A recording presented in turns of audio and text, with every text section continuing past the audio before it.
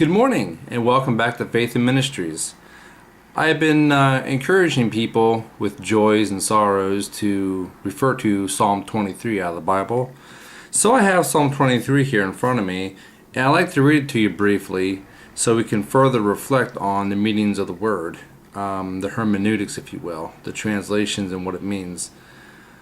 I will be using the English Standard Version of the Bible, and to me it's very easy to understand. So if you're used to any other translations, please just bear with me. I have trouble sometimes reading other versions because of pronunciations and the language at the time. The Lord is my shepherd is Psalm 23. It's very reassuring, and I hope you'll take the opportunity to follow me here. The Lord is my shepherd, I shall not want. He makes me lie down in green pastures. He leads me beside still waters. He restores my soul.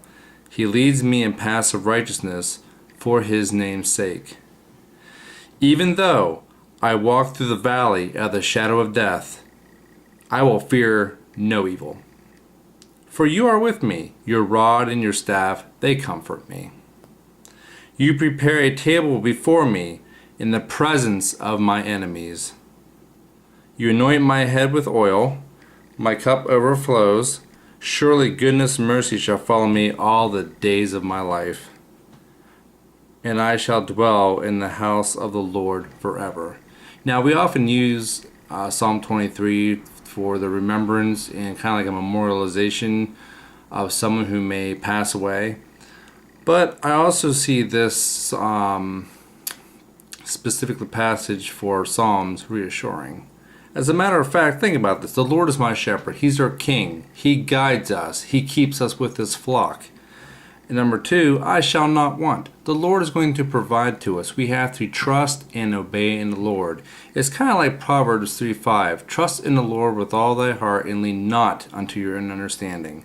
And sometimes it's hard to trust into the Lord, but we must understand the Lord is there. He provides for the fish of the sea and the birds of the air.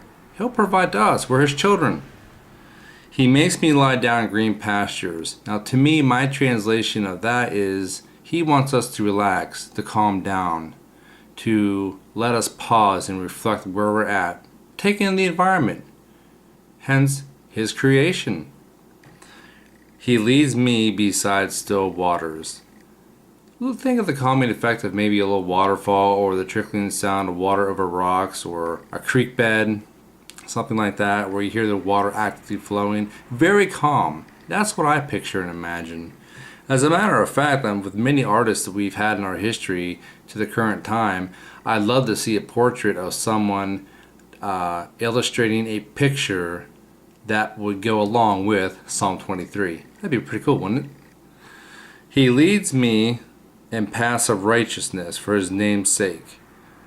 If we trust into the Lord, he will not let us go astray. It doesn't mean we're not going to have challenges in life, because everyone has challenges. Financial, marriage, relationships, maybe work problems, issues with friends.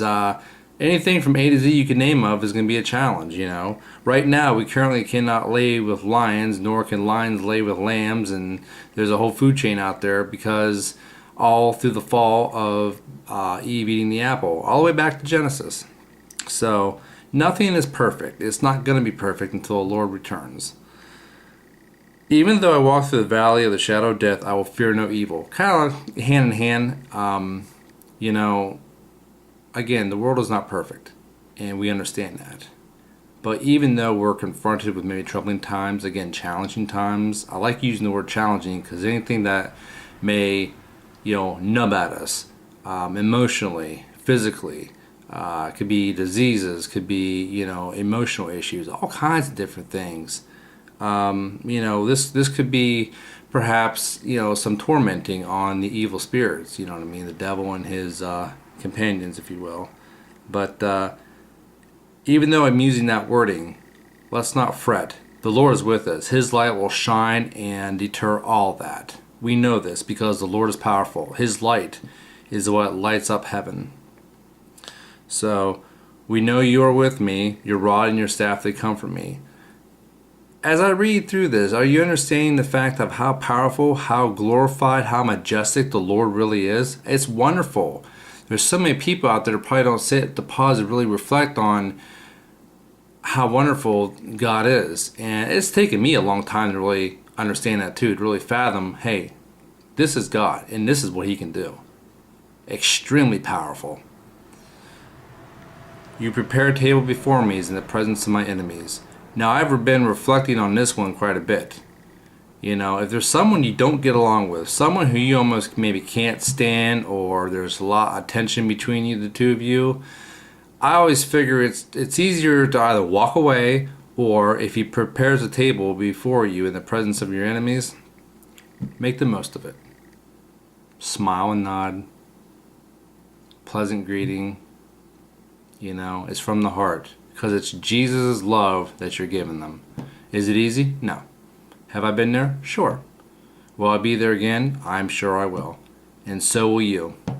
But, you know, someone maybe, you know, as a pause here, so I don't jump over myself, I know I'm an individual who sometimes people don't know how to approach my personality.